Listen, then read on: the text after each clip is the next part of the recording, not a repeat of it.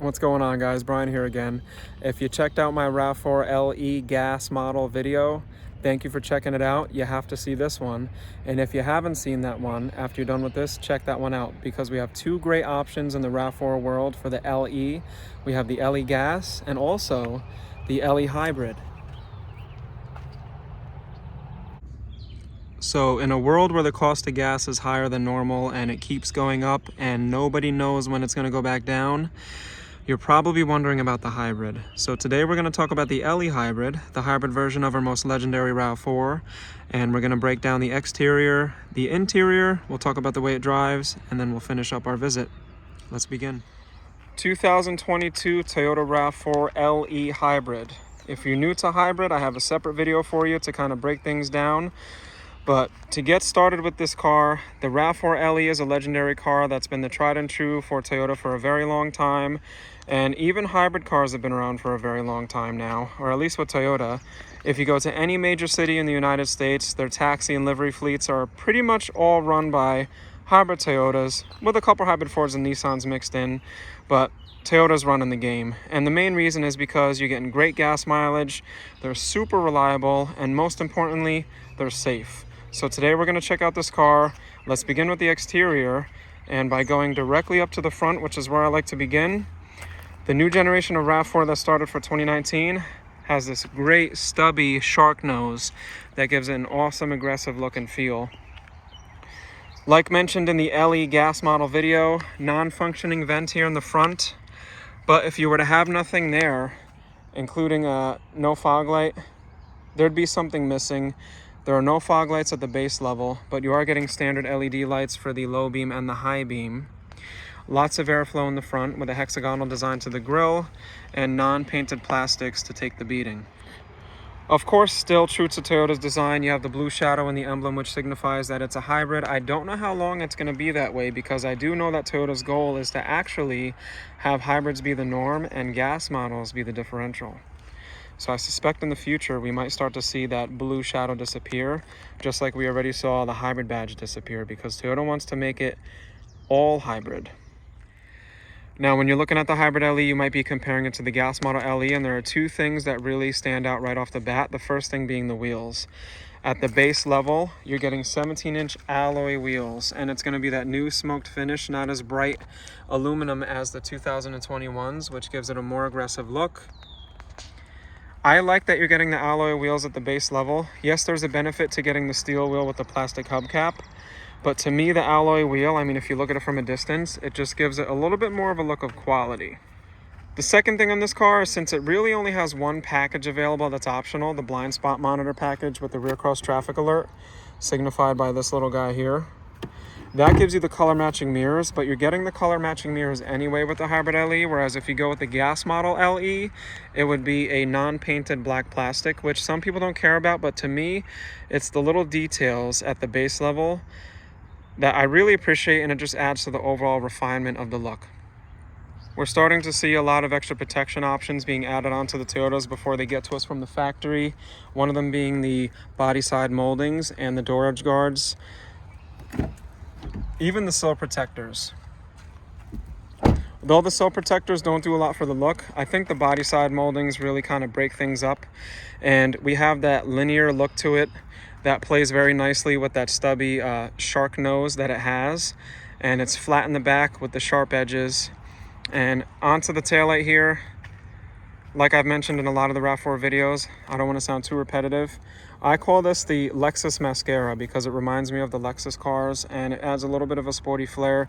Goes very nicely with the painted black up here and more painted black to kind of split things up.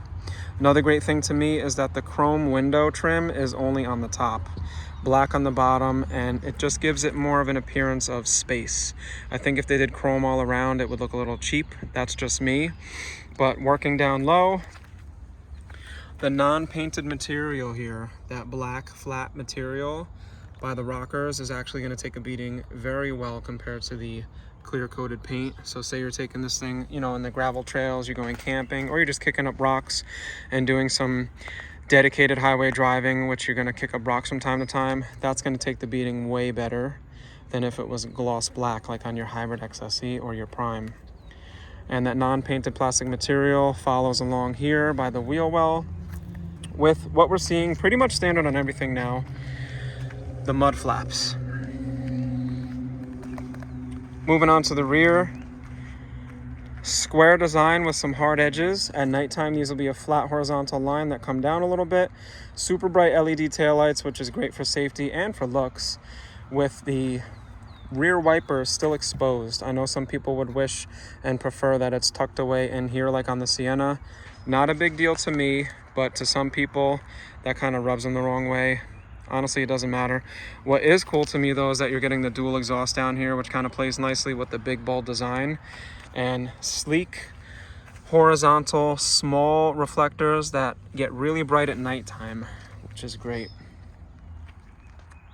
We're also here at Toyota starting to see a lot of cars coming from the factory with the black badges. So I feel like people are getting a little sportier. They ask about the black badges. Look at the black and blue there, that hybrid shadow. It plays very nicely against this magnetic gray metallic, a famous color through Toyota. It's been on every model. A lot of people are asking about the black badges. I actually did black badges on my truck. People are sporty, you know, a lot more outdoors people in this world. It's been a long 2 to 3 years with what everybody's been through, so a lot of people have been inspired to get outside, like I mentioned in the LE gas model video. This is a great jack of all trades to get you out there. You know, it's a good dedicated family vehicle. It fits people, which we'll get inside to talk about the fit. Gets you good gas mileage. Speaking of gas mileage, engine, powertrain, let's pop open the hood and see what's underneath. So, quick crash course hybrids. With the Toyota Hybrid, you actually get a CVT-E transmission mated to the 4-cylinder. It's the same 2.5 liter 4-cylinder that you get in the gas model, except it's a CVT-E. Some people have certain controversial thoughts about the CVT. I think it's great, it's very reliable. I do prefer the direct shift of the automatic you get in the gas model, but I would never shy away from the hybrid RAV4. That being said, there's no mechanical connection between the front and back axles. It's all actually electronic. So you have a separate electric motor that powers the front wheels, you have a separate electric motor that powers the back wheels, and then you have your regular RAV4 4-cylinder engine with the CVT-E transmission powering that. So what's great is it's going to be front wheel drive most of the time, but it's going to kick in the back wheels when it needs it, and there's no extra weight for mechanical parts and less wear and tear. So this 4-cylinder is going to be getting 10 more miles per gallon average than the gas counterpart. So the gas is actually going to get a blend of 30. This gets a blend of 40. Let's get a look at it. Simple design, looks a little bit more complicated than the gas model, but it is Toyota and the hybrids have been around forever. On the right here we have part of the hybrid system. My air intake is still easy to get to right down here. It's still very easy to check my brake fluid. My fuses and relays are quick to get to.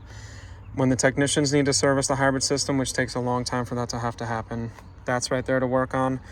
The battery, which powers the car when the engine is off, is actually behind and underneath the back seats. And speaking of which, the cool thing about Toyota hybrids is that a lot of the time the engine turns off and the car is running off the battery in the back as an electric car. Sometimes it's going to run on only the engine and it's going to send power back to the battery to recharge it. You don't have to plug this car in. You don't have to worry about sitting while it's plugged into the wall. And there's no button you need to push to charge it. When you're braking, it sends energy from the brakes back to the battery. Actually, it's a special brake system called regenerative brakes. It collects kinetic energy and it sends it back to the battery. It's true that hybrid Toyotas have a little bit better brakes than the gas model because of that regenerative braking. So there's nothing you need to do. You start this car, you drive it like you normally would, and it does its own thinking. And it turns the engine off, turns it back on, does the battery off. It does everything seamless and smooth. All you do is enjoy the car and reap the benefits financially. But I've driven quite a few miles in both. I even took a RAV4 Hybrid XLE in 2019 down to Cape May off of our rental fleet on a little family trip, and I will say it was a pleasure to drive. The engine turning on and off was so seamless, I really never knew when it was happening, and I was going at Jersey highway speeds, averaging 41 miles per gallon, which was great. I will say it, at 219 horsepower compared to the 203 the gas model gets, with better gas mileage, this is a smoother ride. I can see past the CVT not really giving you that direct shift feel. I can see past it, and to me it's smoother, it's more refined, it's torquier, and that's one of the reasons why I would really consider trying to seek out a hybrid if you can. The gas model is a great option if that's all you can get with good gas mileage. But if you have the choice, drive one of these or just sign up for one of them. It's not going to let you down. They're super smooth and they're torquey. So I'm going to close the hood. We're going to start talking about the rear cargo space, get in the seats, and then drive this car. So there is not an electronic hatchback on this car. Just like the gas model LE, the button is just right of center. Give it a little pull and it comes up automatically. If you get an XLE with the convenience package, you can get the height adjustable power liftgate, which will come up automatically or with the remote, but this is easy to do. And to close it, you just grab one of these two handles, pull it down, and push the outside and it closes right up. Lots of people use it. It's easy to use. 39 cubic feet of storage with the seats up. 97 cubic feet with the seats down. The rear seats do fold down in a 60 or 40 split, so you can mix and match. I have the heavy-duty D-rings here, 4 of them, so you can ratchet strap stuff down. Nice little cubby, LED light just like in the gas model, and underneath this beautiful cargo area protector, I have a spare tire with the tools. It is a temporary, but it works instead of the tire repair kit, which that's another controversial topic. I personally prefer having a spare. I don't know. Those tire repair kits, I just don't know. With some extra storage here for some emergency gear. The tonneau cover is considered an optional package. We're seeing it on most of them. Very easy to use. Gives you privacy and sun protection. Watch how easy it is in a matter of seconds to fold the seats down from either the back or the side and take the tonneau cover out. Oh, that one's a little stubborn. There we go. And this is spring loaded. And in seconds, in literally 15 seconds, I've converted this RAV4 Hybrid into a 97 cubic feet hauler. But speaking of hauling, let's see how many people this can haul. I would say 4 adults comfortably, but it is rated for 5 people. The car seat hooks are easy to get to. And speaking of car seats, let's get to the back and talk about the space that we have. Safety tip, if the seat's not locked in all the way, you get this little thermometer. Make sure you give it a push. If you want to recline it a little more like that one, pull this up, push it back a little bit more and you can recline. But here's what it looks like on the entry to the back of the RAV4 Hybrid LE. Ventilation in the rear, standard on gas models or hybrids now. Awesome. As a Tacoma owner, I'm jealous. When you get the all-weather mats, it's a one-piece mat that covers up pretty much all of your carpet back here with these nice little cells to trap the dirt and the water. And great visibility. So let me get inside this car, tap my feet off.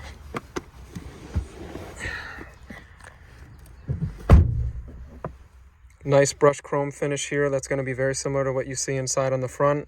Something I didn't point out in the gas model LE, I like how they did black plastic instead of the chrome.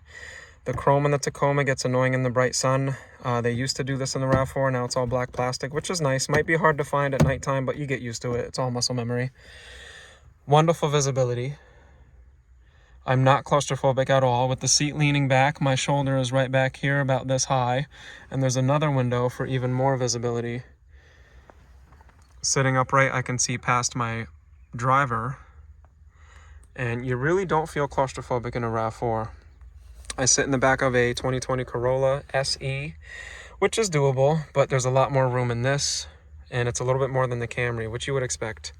Plenty of space between my knee and the driver's seat. If the driver was 6'2", the seat would probably be back to about here, but you still have plenty of room. Very happy about the ventilation. Only a little 12 volt. I know you want your USBs, but you can get a converter. Toyotas like that, give them time.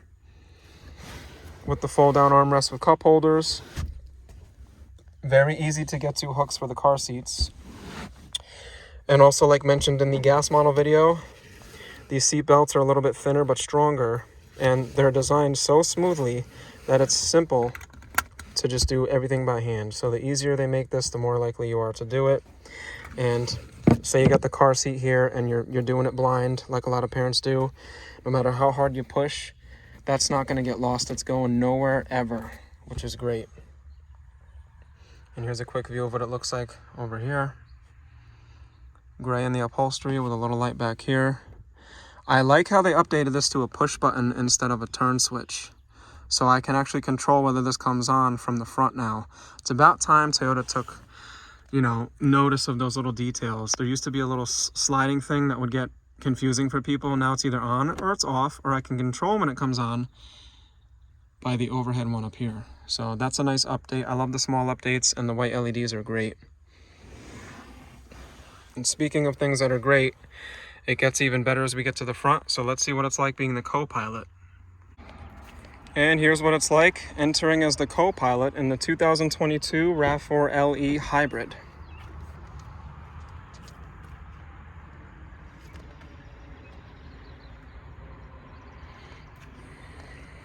By the way, this is just a protective film. This is actually a nice finished brushed steel here, but I want to leave that on. It's a sold unit, so I just want to leave that on for the next owner so they can enjoy that moment. This is going to be hard plastic all the way up with a soft spongy area here for the arm. Same black handles as in the back. This nice silver, looks like a brushed chrome finish. It's a sparkly silver instead of bright polished chrome, so it's not shooting the sunlight in my face. Another update, the black lettering on the actual logo here instead of the gray like they used to do. That's going to look a lot nicer over the years instead of the gray, which will get dirty and kind of look used pretty quick.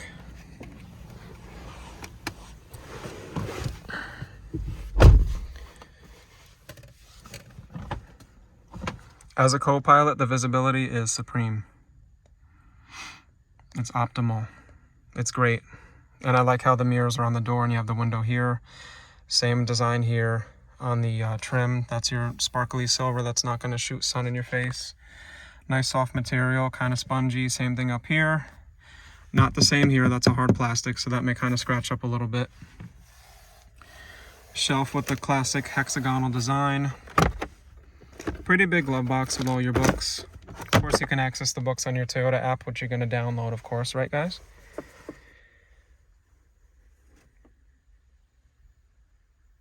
But I'm going to save all these buttons for the tutorial video. Make sure you check out the tutorial video on this car. I will go into the driver's seat and talk about some of the design, but I saved the fine details for the tutorial videos. So A+ as a co-pilot. The seats hold me in pretty good. I'm an average size dude, so you know, I'm not overweight, I'm not underweight, I'm not super tall, I'm not short. I fit perfect. You know, it's made for all people, but it hugs me nicely. You can get the cloth heated aftermarket at some dealerships. If you get a higher trim, you can even get the cold weather package with the heated cloth, which is nice. But for an LE all-wheel drive, which is going to be just around that 32 and change mark, this one's 32.4, you know, for $1,000 more than your gas model. I mean, can you beat it? Let's check out the driver's seat. And here you are as the pilot of your new 2022 RAV4 LE Hybrid. And here's what it looks like getting into your cockpit.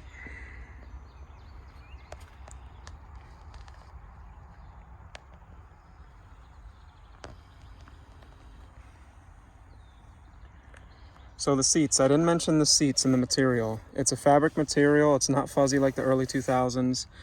It's almost like a jersey material, and it's gonna take very nicely to the beating in the active lifestyle. Very easy to vacuum and brush if you have a rubber brush for the animal hair. Just like on the gas model, it is a manual seat. That's your height adjustment for down or up. Just keep pumping with the recline and a bar to slide forward and back. Of course, you have your locking floor mats. Okay, storage on the doors. You know, nothing crazy. Storage on the door to the rear. Just a bottle. I think the storage could be a little better. I'm a Toyota guy. I'm biased, but I'm, you know, not afraid to admit where things could be a little better. I wish there was a little bit more storage, but you have these little storage areas, which is nice. So let's get inside this car, start it up, and then take it for a drive.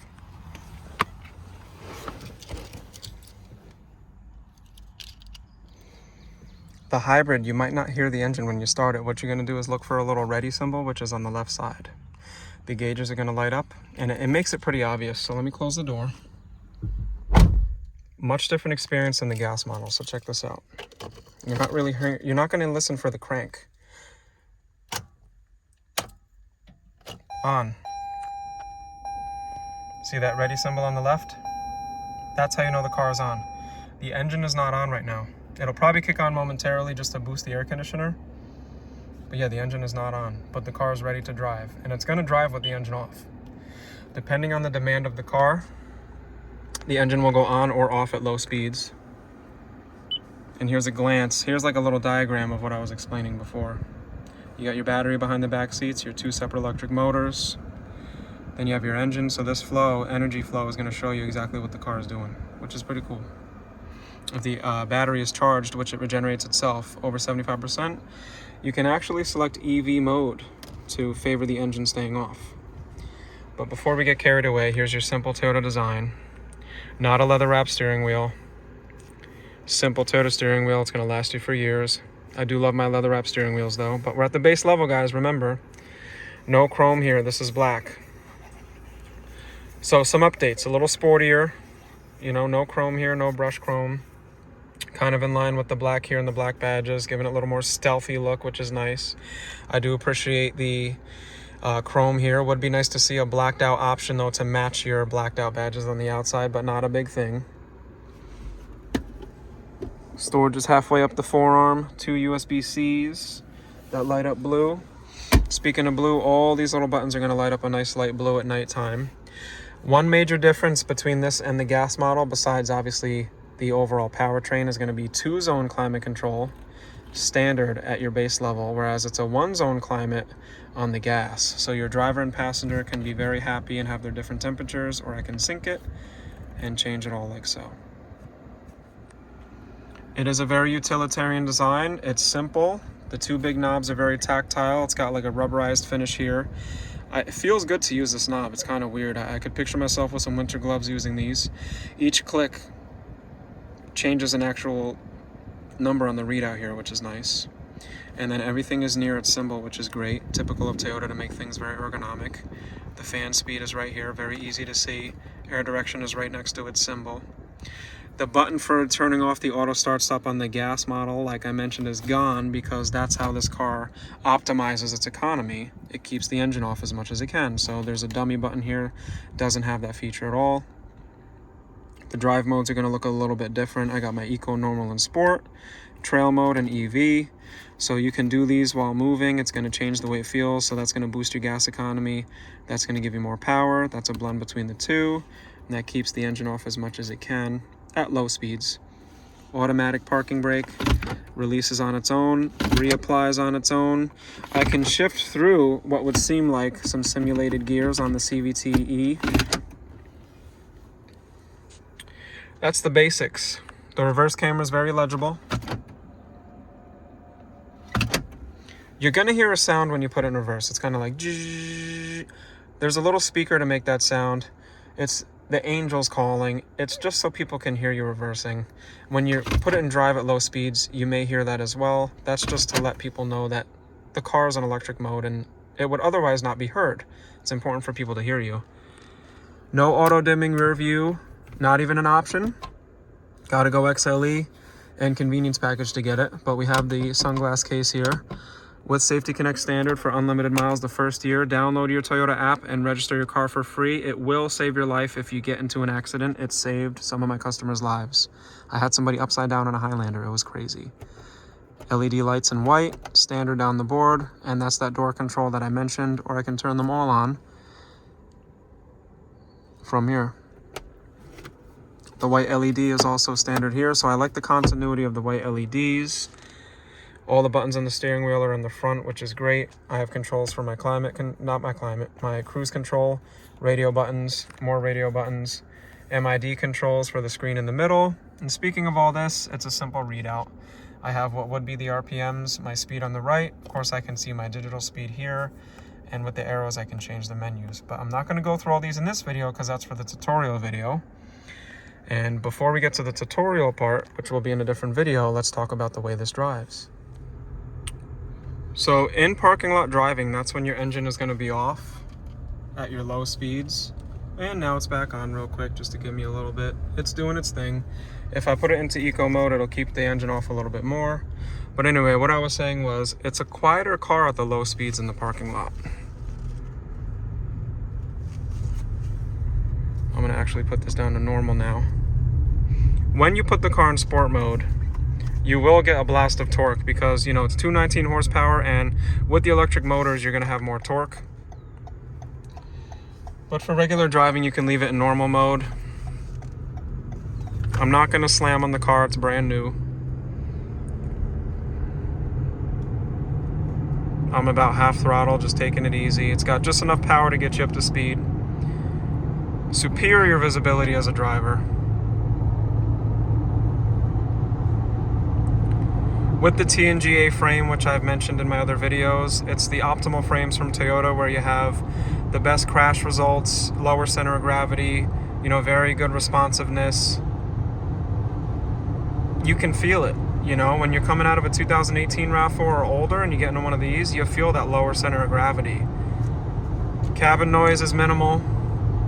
It's not a brand new Mercedes-Benz. It doesn't have the noise reduction of the Camry XLE or a Platinum Highlander, but it's good. It's better than the last gen. Like I mentioned, the braking is better on the hybrid because it has regenerative braking, and you can feel that difference. With the electronic assist on the steering, it turns on a dime. One of the compliments that every RAV4 gets is how its turning radius is so small. It's so easy to turn. A little bit of the engine grunt that you hear, they designed that in the car, believe it or not. They gave it a little bit of a more grunty engine note. Toyota claimed that they wanted to appeal to a more aggressive American market with this, a Western market. The Western people like myself, we're car people. We like power, we like noise. I don't really care about stuff like that, honestly. If the car was quieter, I'm an old soul. I like quiet, smooth cars, but there are people that appreciate that little engine note. I think Toyota's going to get rid of that in a couple years anyway. I think it was just a funny thing that they did, but yeah, it's a pleasure to drive. Like I said, I took one of these down to Cape May in New Jersey and took a nice beach trip. Great gas mileage. We drove in a tropical rainstorm and it handled very nicely. If you're concerned about the all-wheel drive on this versus the all-wheel drive in the gas model, they are different, but they're both amazing in the snow. They're doing the same thing. You just have less moving parts with the hybrid. The storage is the same now. So in the last generation, the storage in the back was a little less because you had that slanted thing in the back to make up where the battery was stored. But with this, they refined it so that the battery was lower in the car and you got that storage. So yeah, low center of gravity, very responsive. Yes, the Hybrid SE handles better. Yes, the XSE is that much better, but for what you're getting for around that 31 and change mark, awesome drive, great gas mileage. Let's park the car and close up the video. So there you have it. We checked out the 2022 Toyota RAV4 LE Hybrid. I hope I did a good job comparing it to the gas model. Like I said, make sure you check out the video to the gas model. This is a great option for you, and for just a little bit more than the gas model, you're getting a lot. So let me know what you think. If there was anything that I missed that you want me to go over, my subscribers, thank you so much. I appreciate your support. They know that you can always find me in the comment section. So if you have any questions or concerns, comment down below. Please like the video if it served you, and I'll see you in the next one. Peace.